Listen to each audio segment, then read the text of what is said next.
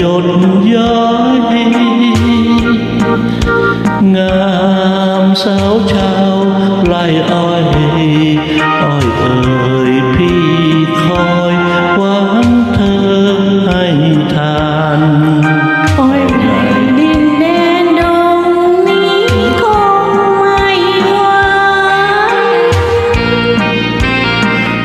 นหวานเจ้าขอเป็นพยานอันอ้อยเธอหวานคงเกินตานใครได้ทานไม่เบื่อหน่ายหากพี่ได้กินแล้วคงคายลิ้นเพียงโคนโยนปลายจนอ้อยอายตรอมตรม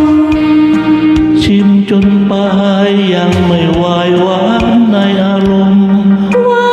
นเพียงเชิงคำคมพอชื่นชมแล้วคงคายชานฉันยังยวนชวนให้เกินไว้ในดวงมัน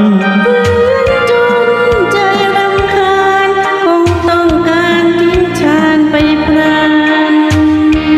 ขอชิมอ้อยใจอุ๊ยใครให้การโทเพียงเปลือกมันรสคงไม่ทันเทียมเนื้อหวังว่าน้องคงจุนเจือในหาไทยน้องยังคลุมเครือจงเชื่อใจมิบอกก่อน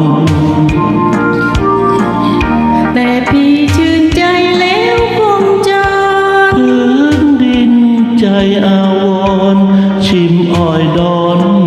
จนตายขอชิมอ้อยใจอุ๊ยใครให้การ